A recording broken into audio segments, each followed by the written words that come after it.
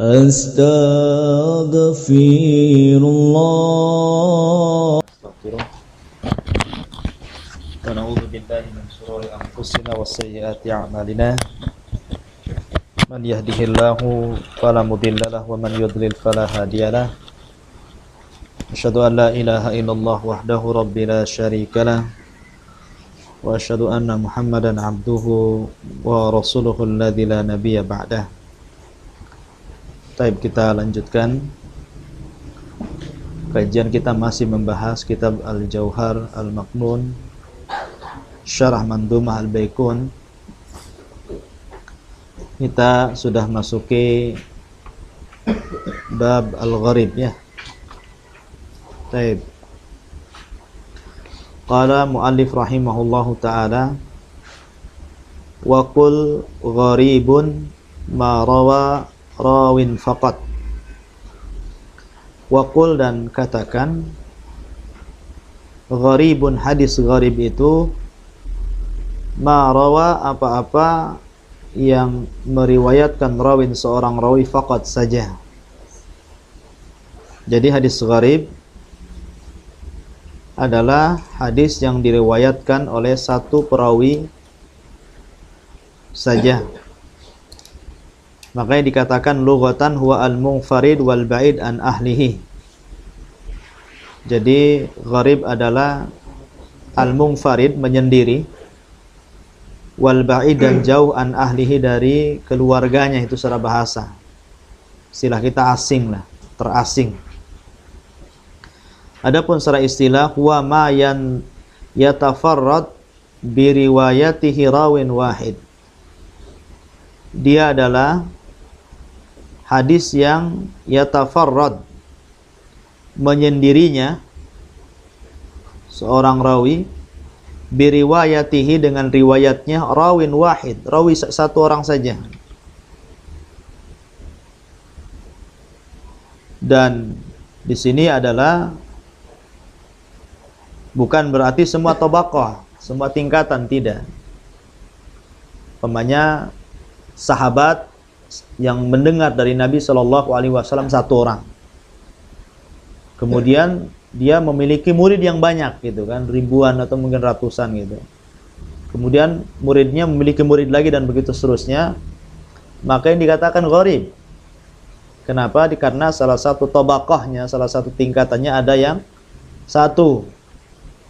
Ya, seperti hadis innamal a'malu binniyat. Ini disebut hadis gharib karena Umar bin Khattab radhiyallahu an, dia sendirian yang mendengar hal ini dari Nabi Shallallahu Alaihi Wasallam, baru kemudian diriwayatkan ke yang lain dengan murid yang begitu banyak. Jadi beliau saja yang satu orang yang mendengar hadis ini dari Nabi Shallallahu Alaihi Wasallam. Lah, gharib ini bermacam-macam. Ada gharib sanad, ada gharib matan, ada gharib sanad dan matan. Dan hukum gharib ini bisa sahih, bisa dhaif. Akan tapi kebanyakan gharib di sini adalah dhaif, khususnya gharib matan. Dan karya-karya untuk mengetahui hadis-hadis gharib ini bisa dilihat seperti Gharib Malik yang dikarang oleh Imam Daruqutni, kemudian Al-Afrad yang dikarang oleh Daruqutni juga, kemudian As-Sunan allati tafarrada bi kulli sana minha ahlu baladah, pemiliknya atau pengarangnya adalah Abu Dawud. Jadi intinya hadis gharib adalah hadis yang diriwayatkan oleh satu orang, ya, di antara tabaqah sanad. Itu intinya. Baik. Dan gharib ini masuk dalam macam-macam hadis ahad, ya.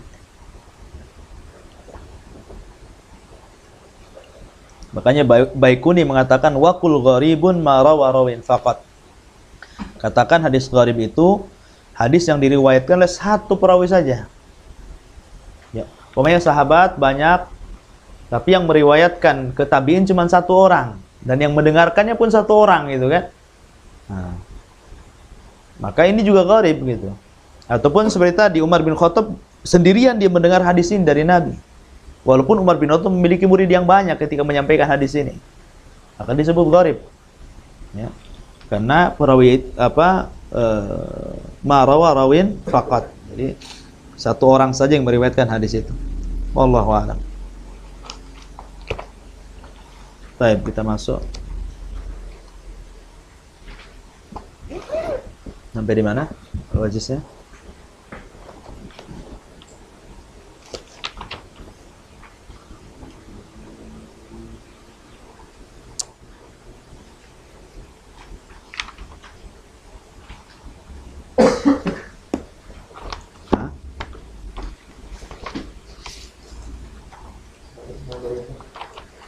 Satu 65.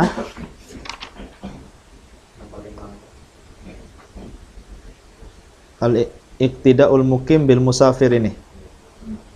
Hah? Betul?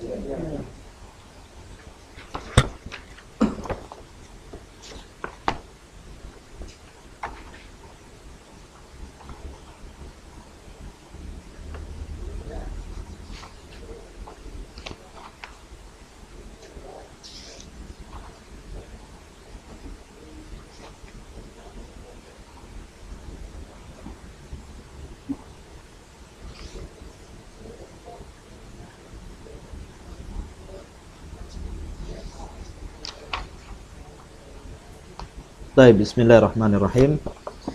Qala muallif rahimahullahu ta'ala, hafidhahullahu ta'ala, iqtida'ul muqimi bil musafiri wa aksuhu. Iqtida, mengikut al-muqim, orang yang muqim, bil musafir, kepada yang musafir, wa aksuhu, ataupun kebalikannya. Artinya boleh seseorang yang mukim bermakmum kepada musafir, atau musafir bermakmum kepada yang mukim. Tidak mesti yang mukim itu harus jadi imam terus, bisa dua-duanya. Hadisnya an Ibni Umar qala, dari Ibni Umar, beliau mengatakan, shalla Umar, telah salat Umar bi ahli Makkah, dengan penduduk Mekah, az-zuhra, duhur. Fa sallama fi raq'ataini. Ketika itu Umar safar, ya. Umar ini khalifah di Madinah. Dia tinggalnya di Madinah. Kemudian dia safar ke Mekah, gitu ceritanya kan. Kemudian Umar ini menjadi imam. Ya. Maka dijelaskan oleh Ibnu Umar, shalla Umar, Umar salat jadi imam bi ahli Makkah, untuk penduduk Mekah, ad-dhuhra, duhur. Fa sallama, beliau salam fi raq'ataini, pada 2 rakaat. Kenapa? Karena dia musafir, qasar kan gitu. Tsumma qala, setelah dia selesai salat, salam, atimmu salatakum ya ahla Makkah fa inna qaumun safarun. Maka Umar mengatakan, sempurnakan wahai penduduk Mekah salat-salat kalian, karena sesungguhnya saya qaumun safarun. Saya adalah kaum yang safar atau musafir. Di sini menunjukkan bahwa apabila imamnya seorang musafir, maka imam itu harus tahu diri. Artinya dia harus memberitahu makmumnya, maaf Pak, saya ini safar.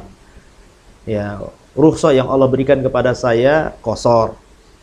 Jadi nanti setelah saya salam, tolong sempurnakan sholat kalian. Nah, gitu. Kalau enggak jadi fitnah nantinya. Kalau enggak dikasih tahu, makanya Umar ngasih tahu di sini, atimmu sholatakum ya ahla Makkah. Ini memberitahu namanya, diberitahu. Sempurnakan oleh kalian. Kemudian idzaqtadal musafir bil muqim atam. Apabila seorang musafir mengikuti imam muqim, atam, hendaklah dia menyempurnakannya. Berbeda kan? Kalau musafir yang jadi imam, maka makmumnya nambah, kan gitu.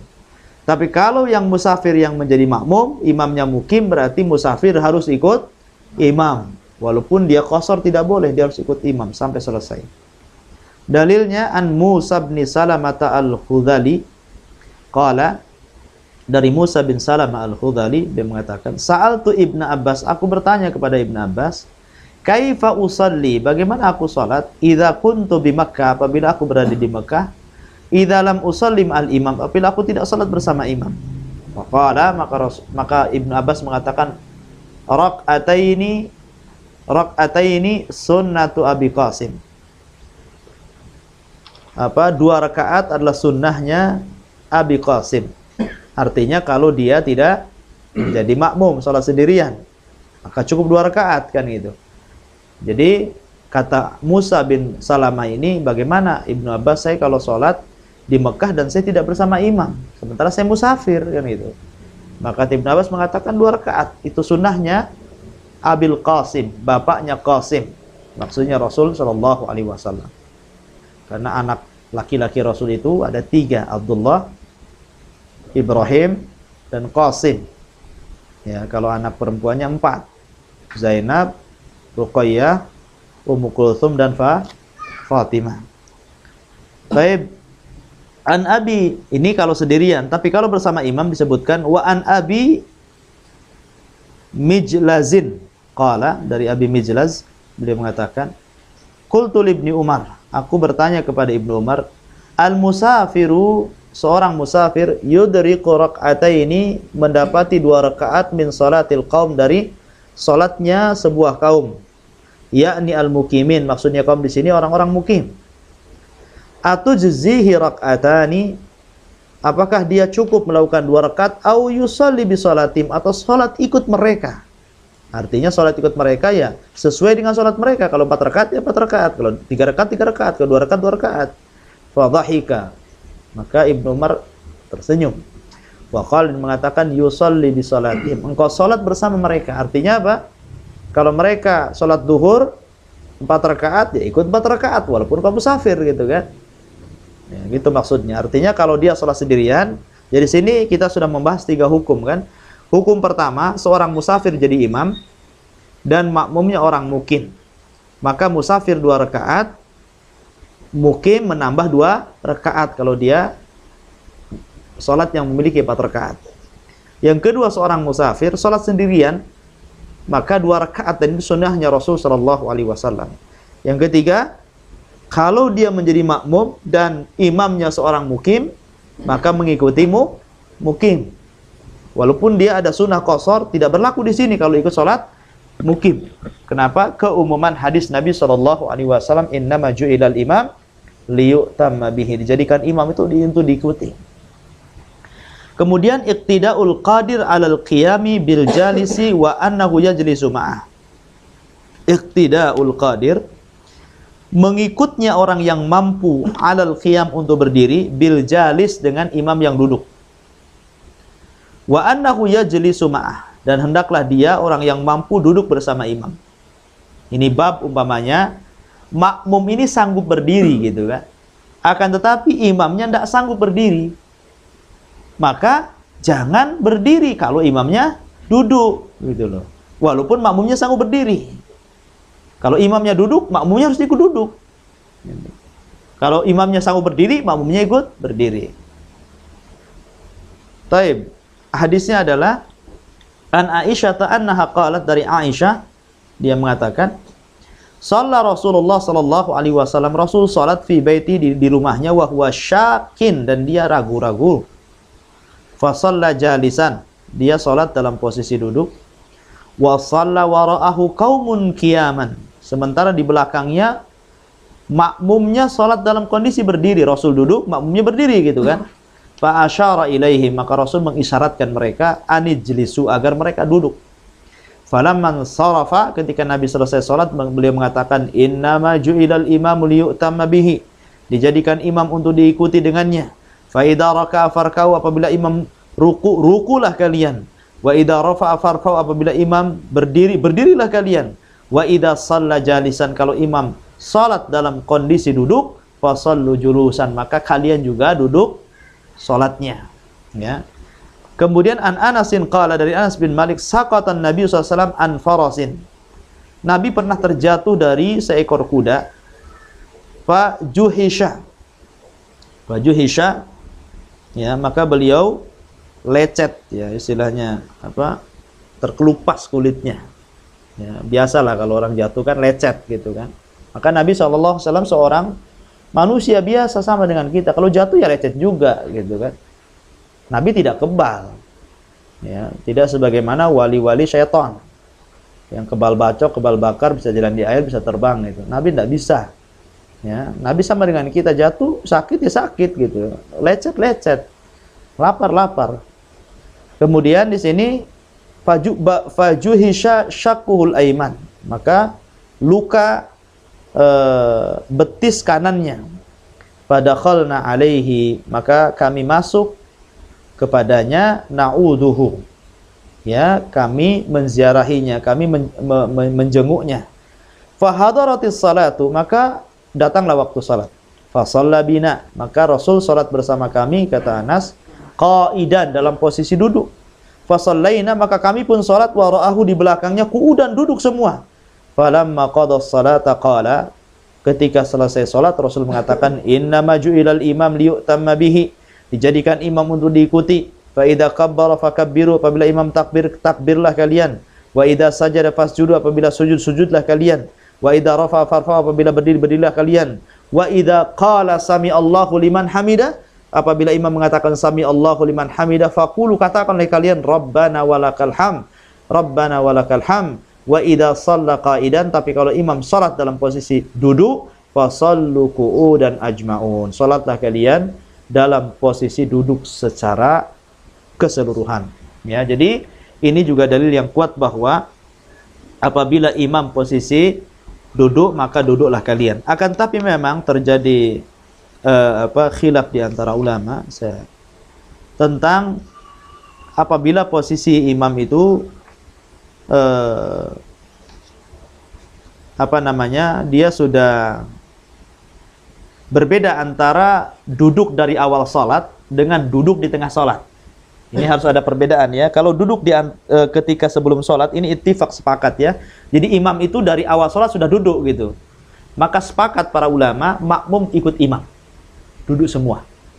Sekarang masalahnya, kalau seandainya imam ini awalnya berdiri gitu kan, di tengah jalan tidak kuat, akhirnya duduk. Apakah makmum juga ikut imam duduk? Apakah tetap berdiri? Karena dari awal dia tidak duduk, berdiri. Ya. Pertama kita bahas tentang kaifiyatus salatul qadir alal qiyam khalfal imamil qa'id. Bagaimana salatnya orang yang mampu untuk berdiri di belakang salatnya orang yang duduk. Dhahaba ahlul ilmi ila adami jawaz i'timamil ma'mum khalfal imam al-qa'id. Bahwa sebagian ahli ilmu mengatakan tidak boleh seorang makmum berdiri di belakang imam yang duduk. Ya, dan ini perkataan Muhammad bin Hasan, Imam Malik dalam dhahir madhabnya, dan Imam Nawawi rahimahullahu ta'ala. Ya. Kemudian yang lain mengatakan, dhahaba ammatu ahli ilmi ila jawaz i'timamil ma'mum wa salatihi wara'al imam jalis. Pendapat sebagian ulama membolehkan, ya, apabila imam itu dari awal dia berdiri, kemudian di tengah-tengah duduk gitu kan, tengah-tengah duduk, ataupun ketika dia duduk, dari awal duduk, kemudian makmum juga berdiri. Sebagian para ulama mengatakan seperti itu.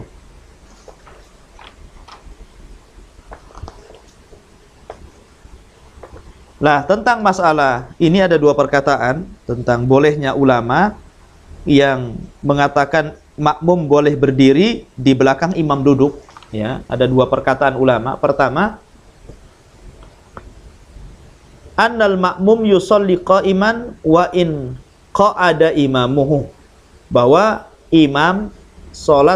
makmum salat dalam kondisi berdiri walaupun imamnya duduk. Dan ini perkataan Mughirah bin Syu'bah, Hammad, Abi Hanifah, Ats-Tsauri, Ibnul Mubarak, Malik, Syafi'i, Abu Thawr, dan yang lainnya.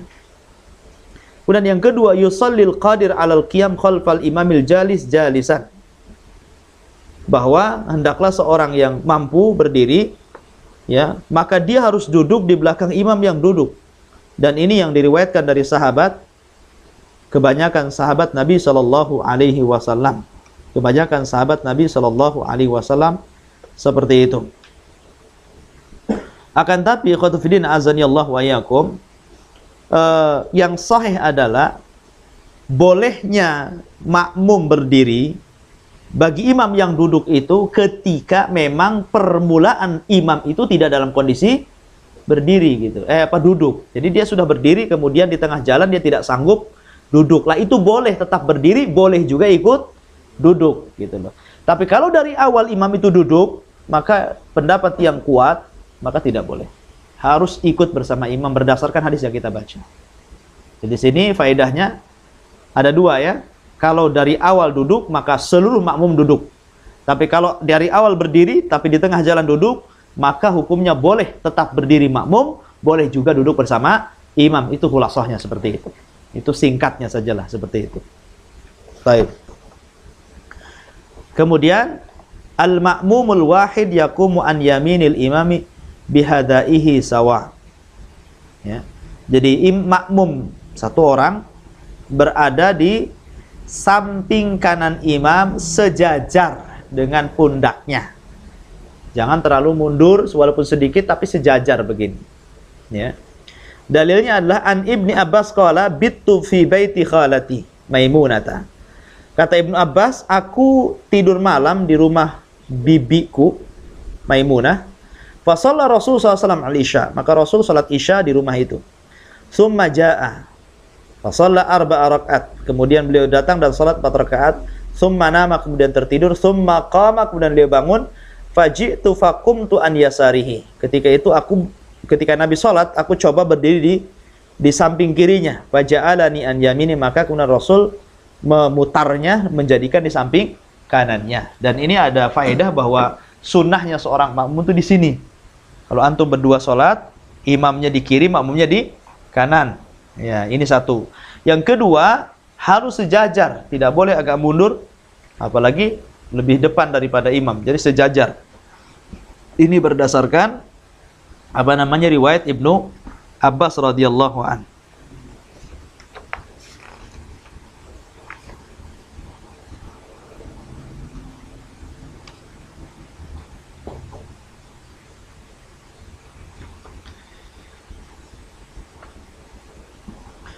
Baik, terjadi perselisihan sebenarnya dalam hal ini tentang mauqiful itsnain. Mauqiful wahid ma'al imam, tempat makmum satu bersama imam. Pendapat kebanyakan para ulama atau jumhurul ulama bahwa makmum itu yaqifu an yaminihi, berada di samping kanannya. Sejajar, sawa, ya sama. Sehingga berkata Ibnu Rajab, wa huwa kal ijma', yang berpendapat seperti itu seolah-olah merupakan ijma', kesepakatan gitu. Kesepakatan ahli ilmi. Ini perkataan Ibnu Rajab. Dan dalilnya hadis yang kita baca tadi. Kemudian waruya an Sa'id bin al-Musayyab, dan diriwayatkan dari Sa'id bin al-Musayyib. Sa'id bin al-Musayyib ini fuqahaul Islam, termasuk ahli fikih Islam. Beliau mengatakan yuqimuhu an yasarihi, hendaklah ditaruh di samping kirinya gitu. Kemudian warawa anin Nakhai annahu qama yaqumu khalfal imam. Ya, tapi Imam Nakhai lain lagi diletakkan di belakang imam. Akan tapi dari tiga pendapat ini, pendapat yang kuatlah secara zahir hadis, Ibnu Abbas pernah diputar oleh Nabi SAW dari kiri ke arah kanan dan diletakkan sama dengan, sejajar dengan Nabi SAW. Itu pendapat yang kuat ya tentang hal ini. Kemudian sekarang apabila makmum, antum jadi imam nih, tiba-tiba ada makmum langsung mengambil posisi kiri gitu, tidak di kanan. Nah, bagaimana sikap antum selaku imam? La dhahaba jumhurul ulama, jumhur mayoritas ulama mengatakan salatnya sah. Akan tapi musi'an khalafa sunnah. Seperti ini buruk salatnya karena menyelisih sunnah gitu. Ini pendapat jumhur ulama.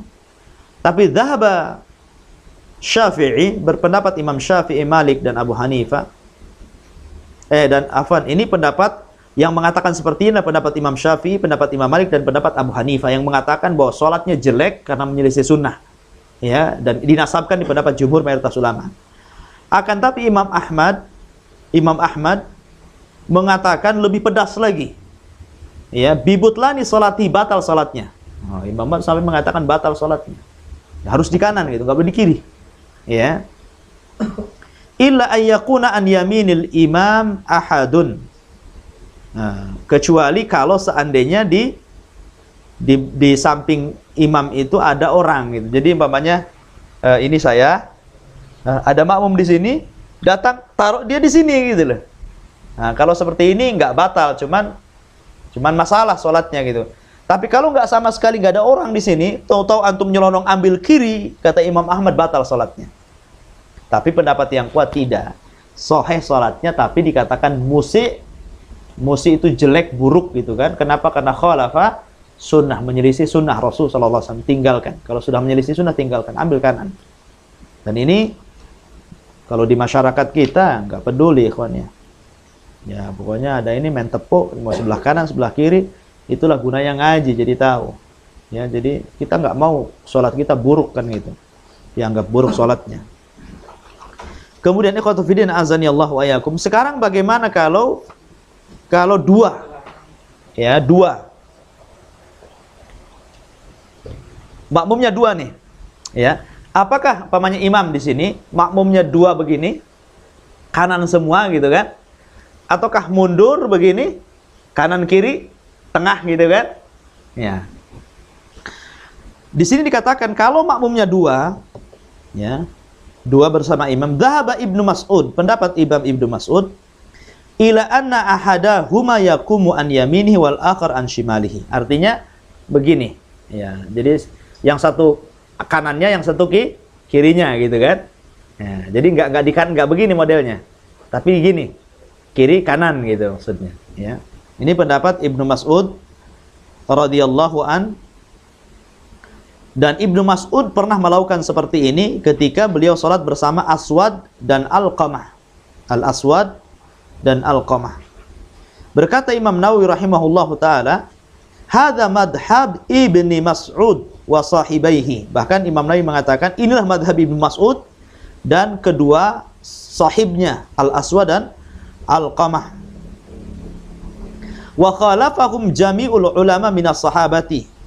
Akan tetapi pendapat mereka Ibnu Mas'ud dan kedua sahibnya ini diselisihi oleh banyak para ulama dari kalangan sahabat dengan mengatakan idza kana ma'al imam rajulani waqafa wara'ahu saffan.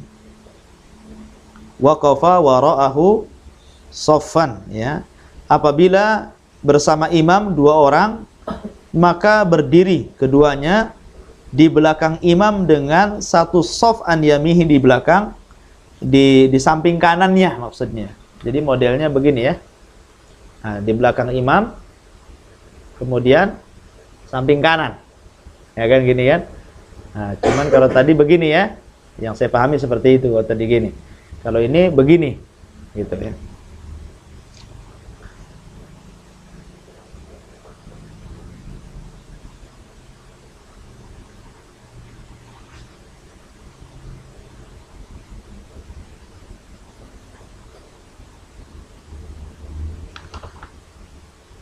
Jadi itu ada dua ada dua cara ya. Madhab Ibnu Mas'ud kiri kanan kan gitu. Kiri kanan. Kalau madhabnya yang lain shaf di belakang semua kanan gitu kan. Wallahu a'lam. Kemudian bagaimana kalau makmumnya tiga? Imam Nawawi rahimahullahu ta'ala mengatakan wa ajma'u idza kanu thalatha annahum yaqifuna wara'ahu. Kalau makmumnya lebih dari dua, tiga lebih, maka sepakat semua di belakang imam. Ya, di belakang imam, persis di belakang imam. Ya, begitu. Taib itu diantara perselisihan. Tapi kalau berdua dengan perempuan, umpamanya istri gitu kan, apakah sejajar seperti ini? Enggak. Kalau dengan istri jangan sejajar seperti ini, lain. Karena mauqif perempuan bersama imam, apakah dia istrinya, anak perempuannya atau yang lain, Imam Ibnu Qudamah mengatakan dalam kitab Al-Mughni, dikatakan bahwa wa in amma imra'atun waqafat khalfahu. Jadi apabila seorang wanita mengimami, maka makmum berada di belakangnya. Wa in amma imra'atan gitu. Imra'atun.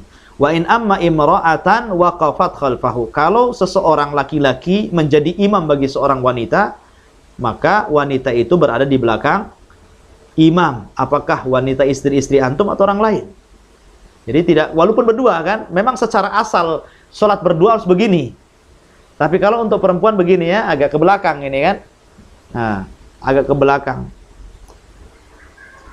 Karena Ummu Anas pernah sholat di belakang khalfahuma wahdaha. Ya, di belakang Nabi SAW ketika sholat bersama Anas bin Malik, maka dia sholat di belakangnya.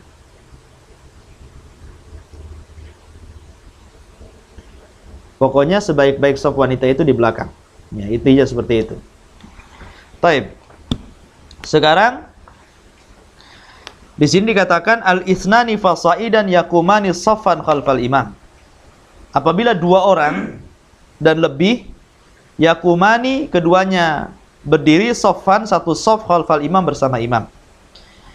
Hadisnya adalah an Jabirin, dari Jabir qala, beliau mengatakan qama Rasulullah SAW liyusalliya, telah berdiri Rasulullah SAW untuk salat, faji'tu, maka aku datang, faqumtu an yasarihi, dan aku berdiri di belakangnya. Di samping kirinya. Fa akhadha biyadi fa adarani hatta aqamani an yaminihi. Maka Nabi mengambil tanganku dan memutar aku sehingga berada di samping kanannya.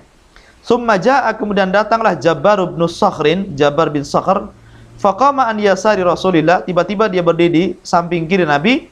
Fa akhadha biyadina jami'an, maka Nabi mengambil dengan tangan-tangan kami, fadafa'na hatta aqamana khalfahu, dan Nabi mendorong sampai kami berdiri di belakangnya. Jadi ketika awalnya ceritanya Jabir di sini, oleh Nabi ditarik tangannya, diputar ke sini, itu ceritanya kan. Tiba-tiba ketika Nabi masih sholat, datang lagi Jabbar ibnu Sakhr berdiri di sini. Ya, maka Nabi mengambil tangan satu, tangan dua, didorong ke belakang. Itu dah. Jadi artinya apa? Disuruh satu shaf di belakang imam, gitu maksudnya. Jadi itu hukum kalau berdua. Fa idza kana al-ma'mum imra'atan fa innaha taqumu khalfal imam. Tadi saya katakan apabila makmumnya wanita maka tetap dia di belakang imam. An Anas bin Malik anna Rasulullah sallallahu alaihi wasallam bihi wa bi ummihi. Dari Anas bin Malik bahwa Nabi salat bersama dia dan ibunya, au khalati, ataupun bibinya. Qala fa aqamani, maka Nabi SAW mendirikan aku an yaminihi, di sampingnya, wa aqamal mar'ata khalfa, dan Nabi memposisikan wanita di belakang kami. Itu diantara tentang masalah imamah. Sekarang wujubu taswiyatis sufuf, masuk ke masalah shaf. Namun ada beberapa masalah tentang masalah imamah ini, masalah imam yang mungkin luput di sini. Tentang imamatul ghulam alladzi lam yahtalim, imam seseorang anak yang belum balik gitu kan. Boleh enggak umpamanya antum punya anak usia 11 tahun tapi hafalannya banyak gitu. Kemarin ada ikhwan kita sempat curhat juga gitu kan, dia di masjidnya itu imamnya selalu ngusir anak-anak gitu kan, suruh ke belakang, padahal umpamanya ini masjidnya lebarnya segini, shopnya ini masih di sini. Masih kosong ini di sini tuh. Jadi kalau ada anak kecil di sini sama imam suruh ke belakang gitu. Kalau anak kecil ke belakang, padahal di sini masih kosong gitu kan. Karena menganggap bahwa anak-anak itu shopnya harus di belakang gitu. Jadi sempat emosi ikhwan ini kan. Karena apa? Anaknya itu sudah hafal 2 juz gitu. Imamnya aja nggak hafal, juz amma nggak hafal kan gitu. Sempat emosi ikhwan kita mau kasih tahu, hafalan kamu dengan anak saya masih banyak anak saya gitu kan. Cuman dia nahan emosi, bagus juga gitu. Nah, bagaimana kalau seandainya usia 11-12 tahun tapi banyak hafalannya jadi imam gitu, dan orang-orang tua di belakangnya? Maka di sini ada 4 akwal dari kalangan ulama. Yang pertama, boleh, baik dalam sholat wajib atau sholat sunnah. Dan ini pendapat Imam Syafi'i, Ishaq, Abi Thawr, dan Ahmad dalam satu riwayat. Yang kedua, makruh, baik dalam salat wajib atau salat sunnah. Dan ini perkataan Imam Nakhai Atha, Sya'bi, Mujahid, Malik dan Tsauri dan juga Abu Hanifah. Kemudian pendapat yang ketiga, boleh tapi dalam sholat sunnah saja, bukan sholat wajib. Seperti taraweh kan gitu, sholat sunnah kan, bukan sholat wajib. Dan ini riwayat Hasan al-Basri dan perkataan Imam Ahmad dalam satu riwayat. Yang terakhir, ya, boleh mengimani dalam sholat wajib, walaupun apabila seandainya di antara makmum ini tidak ada yang hafal Quran, kecuali anak kecil ini gitu loh. Kalau masih ada yang hafal Quran walaupun 1-2 surat, maka tetap orang tua gitu. Tapi kalau makmumnya nggak ada yang bisa baca Quran, kecuali anak ini yang kecil nih yang balik, nggak apa-apa. Nah, ini perkataannya Zuhri dan juga Auza'i. Tapi wallahu a'lam, berdasarkan hadis Amr bin Salamah, jadi hadis Amr bin Salamah, bahwa yang betul wallahu a'lam adalah pendapat yang pertama yang mengatakan boleh anak kecil yang belum balik itu menjadi imam dengan syarat aqra, di mana anak kecil ini lebih daripada orang dewasa, baik dari segi hafalan, baik dari segi bacaan, baik dari segi mutqinnya, bacaan Qur'annya.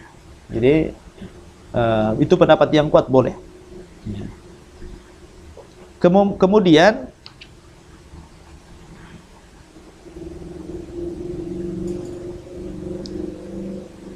imamatul abdi, ya, kalau seorang budak menjadi imam bagi orang yang merdeka, sebagian ulama mengatakan makruh hukumnya seorang budak mengimami tuannya atau yang merdeka. Dan ini pendapat Malik, ya, kecuali kalau yang di belakangnya itu Arab gunung gitu. Arab gunung kan bodoh-bodoh gitu kan. Nah, tapi kalau yang di belakangnya orang-orang pintar, jangan gitu. Tapi kebanyakan para ulama mengatakan boleh, seperti Sya'bi, Nakhai, Hasan, Ats-Tsauri, Syafi'i, Ahmad, Ishaq dan yang lainnya. Dan ini yang shawab, yang betul, karena Islam itu tidak membeda-bedakan hamba dengan orang yang merdeka dalam masalah imam salat. Karena Nabi hanya mengatakan ya ummul qaum aqra'uhum li kitabillah, yang berhak menjadi imam itu orang yang aqra', orang yang ahli dalam bahasa Al-Qur'an terhadap bacaan Al-Qur'an, dan tidak menyebutkan hamba ataupun orang yang merdeka. Ya. Sekarang pertanyaannya, boleh nggak bahwa imam ini lebih tinggi gitu? Saya pernah melihat, kalau antum pernah di Batu Haji, itu ada masjid ya. Itu kan tempat imamnya tinggi itu ya. Tahu nggak di masjid apa itu? Masjid Pancasila. Masjid Pak Harto itu. Kalau antum mau ke mana itu? Ke tempatnya Sarehan tuh mana itu? Hah? Kan ada Masjid Pak Harto kan gitu. Masjid Pancasila itu. Darul Ghufran ya namanya. Itu kan tempat imamnya lebih tinggi tuh daripada makmumnya kan. Boleh nggak imamnya agak tinggi ya? Umpamanya 1 meter gitu kan. Dia di atas, makmumnya di bawah gitu. Maka dijelaskan tentang masalah ini, sebagian ulama itu memakruhkan bahwa posisi imam itu lebih tinggi daripada makmum, dan ini madhabnya Imam Ahmad dan kebanyakan dari para pengikutnya. Bahkan ini juga pendapat Imam Malik, Auza'i, Abu Hanifah, baik maksudnya untuk mengajari atau tidak mengajari. Yang jelas ini makruh hukumnya, ya, makruh hukumnya. Tapi pendapat yang lain, Imam Syafi'i dan Ahmad satu riwayat membolehkan, dengan catatan kalau untuk memberikan pengajaran, taklim gitu kan, biar tahu, biar yang di belakang itu mengetahui, oh ini gerakan imam seperti ini gitu. Ya. Tapi kalau seandainya tidak untuk itu, karena Nabi SAW pernah sholat di atas mimbar, memberikan taklim kepada sahabat-sahabatnya gitu. Oleh karena itulah, maka kalau tidak untuk taklim, makruh hukumnya. Makruh, posisi imam itu lebih tinggi daripada makmum, kecuali untuk mengajar makmumnya. Ini pun pendapat Syafi'i. Kalau pendapat yang lain makruh, baik mengajar atau tidak mengajar. Ya. Sekarang kalau terbalik, ya, imamnya di bawah, makmumnya di atas, kan ada yang biasanya masih bisa tingkat kan, makmumnya di atas tuh, imamnya di bawah kan gitu. Dibalik ini, bagaimana kalau dibalik? Maka sebagian ataupun jam'un min ahlil ilmi, sekelompok ahli ilmi mengatakan boleh. Dan ini perkataan Ahmad dan yang masyhur dari madhabnya, dan juga ini termasuk perkataan Imam Syafi'i, Abu Hanifah, dan di antara sahabat Abu Hurairah radhiyallahu an. Bahkan Abu Hurairah radhiyallahu an pernah jadi pernah jadi makmum, dan beliau berada di atap masjid ketika itu. Ya mungkin kalau sekarang tingkat lah ya, tingkat 2, makmumnya di bawah, imamnya di bawah gitu. Akan tapi Imam Malik mengatakan tidak sah salatnya. Tidak sah salatnya karena dia melebihi imam gitu. Sementara imam itu di atas, bukan di bawah, minimal sejajar.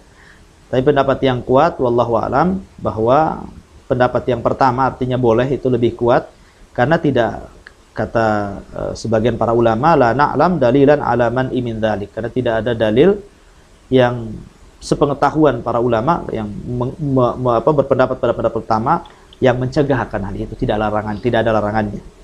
Ya, itu diantara faedah yang disebutkan para ulama tentang masalah imam. Wallahu a'lam. Baik, ini dulu. Qutafidin azani Allah wa yakum, sampai wujub taswiyat sufuf. Insyaallah kita lanjutkan di lain waktu. Silahkan kalau ada yang mau bertanya. Iya. Assalamualaikum Ustaz.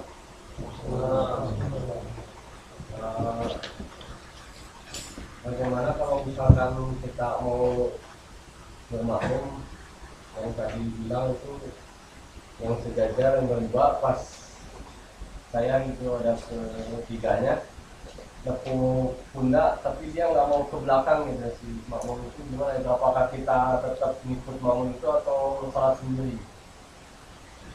Maksudnya nggak paham. Ada yang lagi salat berdua kan? Samping kiri kanan. Ya, kiri kanan sama sejajar. Tapi pas begitu saya masuk, saya tepuk gitu kan, untuk Bukan ditepuk, ditarik. ya ditepuk, Ditarik apa ditepuk? ditepuk, Ya mungkin dia nggak paham, ditarik lah. ditepuk pundaknya. Biasanya kan biasa itu kan, saya pengalaman kalau yang paham ditepuk langsung mundur gitu.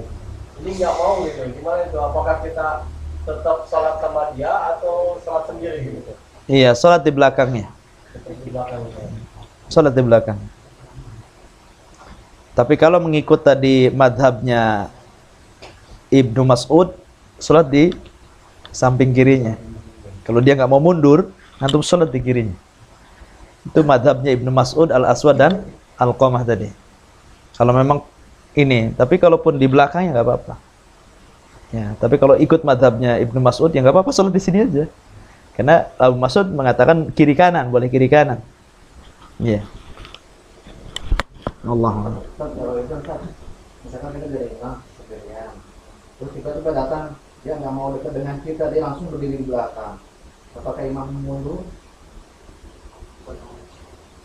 Nanti dia mundur lagi. Karena keyakinan nih. Karena kejadian seperti itu. Ya, kalau memang bisa mundur aja.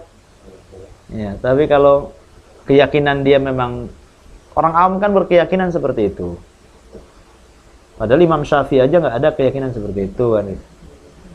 Mereka mengatakan harus di belakang gitu. Kita mundur, dia ke belakang lagi, mundur ke belakang lagi. Jadi main-main sholatnya.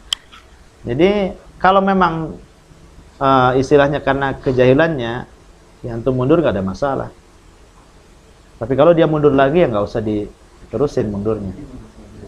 Tapi kalaupun enggak, antum kan asalnya sholat sendirian. Hukum asalnya antum sholat sendirian gitu. Jadi yang mendekat itu yang nyusul, jadi makmum mestinya. Bukan antum yang gerak sana sini, kecuali umpamanya ruangannya sempit gitu kan, mentok gitu, imamnya maju sedikit gitu, nggak apa-apa. Ada ruangan-ruangan cuma berapa meter persegi gitu, yang sempit sekali gitu kan, ya mungkin dikit aja mundurnya, atau imamnya maju ke depan atau imamnya ke samping. Wallahu a'lam. Ini bisa seandainya kita sholat, entah itu sholat sunat sudah atau sebelum, tiba-tiba ada makmum mau ikut, tapi dia tidak tahu bahwa kita ada salat sunat. Nah, terus gimana kalau bisa? Boleh, nggak ada masalah. Apa-apa. Kemarin sudah dijelaskan. Salat wajib ini. Kemarin sudah dijelaskan, boleh. Antum menjadi seorang yang sholat wajib mengikuti imam yang sholat sunnah atau sebaliknya, boleh. Apa-apa. Iya. Tadi pas sholatnya imam dan posisi duduk, ketika kita datangnya masbuk, setelah imam selesai salam, apa kita harus berdiri atau tetap duduk melanjutkan sholat? Oh ya berdiri, karena kan sudah selesai antum. Berdiri. Karena imam itu kan diikuti ketika masih sholat bersama dia. Kemudian sudah selesai, ya antum berdirilah. Antum udah sholat sendirian itu, nggak sama imam lagi. Karena konteksnya ini ketika udah sama imam. Dijadikan imam itu untuk diikuti loh. Kalau nggak ada imamnya, mau ikuti siapa kan gitu. Tetap antum berdiri. Allahu a'lam. Ini yang dari Umar yang menjadi imam ketika kosong itu kosong asar. Hadis siapa? Yang mana? Yang disebut Yang Ibnu Umar. kan safar. Ah. Yang lagi safar menyuruh pada yang muslim. Jadi itu maksudnya kosong kan merokat. Jadi merokat berarti yang mau dilanjutkan lagi. Iya. Kalau makmumnya mukim, kalau antum yang jadi imam. Kalau imamnya seorang musafir, makmumnya orang tempatan gitu kan. Ya, umpamanya antum kedatangan tamu. Ustadz lah nginep di rumah antum gitu kan. Terus sama-sama ke masjid, masbuk. Antum kan segan ngimami ustadz. Ustadz aja lah. Karena musafir kata, enggak apa-apa, anak sempurnakan kan gitu. Ustadz aja 2 rakaat, antum lanjut lah. Itu maksudnya. Contohnya seperti itu gitu. Jadi kalau Ustaz yang jadi imamnya ini dia sholat lagi 2 rakaat lagi. Untuk menjamak. Iya. Jamaah asarnya. Iya. Jamak asar. Dia sholat 2 rakaat selesai, dia menjamak, antum melanjutkan sendiri lah. Iya. Iya. Iya.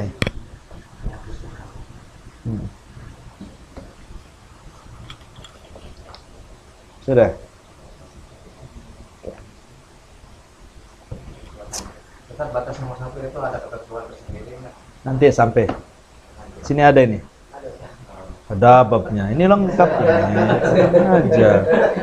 Sabar. Kita baca dulu. Ini sudah berapa tahun ini deh? Segini. Sabar. Ini. Tengok. Kita ini salah ngambil buku ini. Memang kalau ingin cepat itu pakai kitabnya Syaukani Duror. Kita kajian subuh di mana, di Jabal Rahmah udah selesai kan, masuk sudah zakat selesai, sekarang masuk kitab puasa. Baru belum sebulan. Ini sholat aja bertahun-tahun. Satu lagi kan, Iya. kita masalah imamin kan, keutamaannya imam kan dapat pahala dari makmumnya. Terus kalau imamnya salah, dapat sebalikannya itu gimana ya, kita ada yang seperti itu ya? Kalau imamnya salah, pahalanya untuk makmum, tidak untuk imam. Umpamanya imamnya kentut, nggak mau keluar gitu kan. Walaupun ada bukti kan, imamnya ya kalau ada bukti sih enggak lah.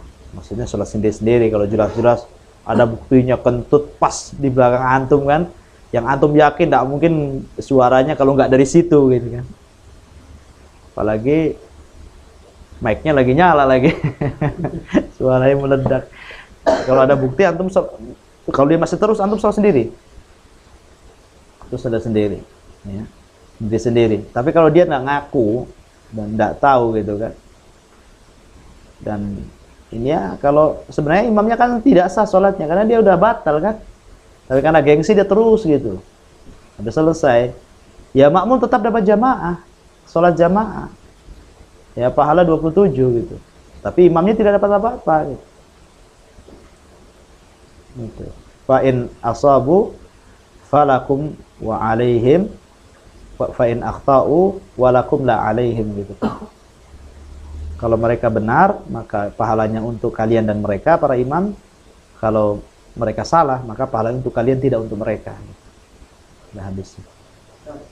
Kalau imamnya kan itu terus batal gitu, kalau imamnya pergi, Imamnya harus mencari.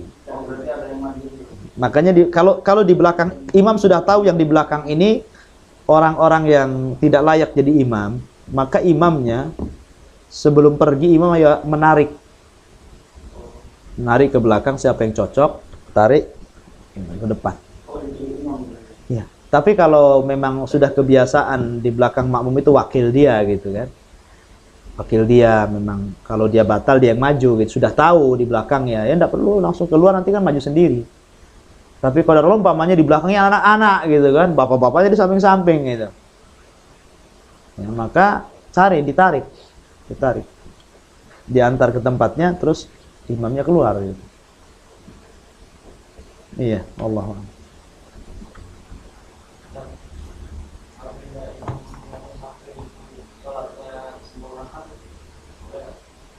Hah? Ya boleh, tapi tidak ikut sunnah. Pernah terjadi Utsman bin Affan. Khalifah Utsman bin Affan ketika dia sholat di Mina, dia kan khalifah di Madinah. Jadi dia ke Mekah. Pelaksanaan haji kan. Seorang haji dianggap musafir kan. Di Utsman itu sholat 4 rakaat ketika sholat duhur. Lah Abdullah bin Mas'ud, dia yang paling keras gitu, ngotot bahwa seorang musafir harus 2 rakaat gitu. Tapi ketika dia sholat di belakang Utsman 4 rakaat, dia ikut Utsman karena jadi makmum. Ketika ditanya kepada Abdullah bin Mas'ud, kenapa kau enggak mengingkari Utsman itu? Dia kan menyelisih sunnah. Dia sholat 4 rakaat, mestinya 2 rakaat kan gitu. Tapi Abdullah bin Mas'ud hanya mengatakan al-khilafu syarr. Berselisih itu tidak baik. Sudahlah gitu. Jadi Amirul Mukminin kan gitu. Ya tidak masalah. Utsman pernah melakukan hal itu. Ya tapi tidak mengambil rukhsah namanya. Iya. Allah. Cukup subhanaka wa bihamdika asyhadu an la ilaha illa anta astaghfiruka wa atubu ilaik. Allahu ta'ala. Assalamualaikum warahmatullahi wabarakatuh.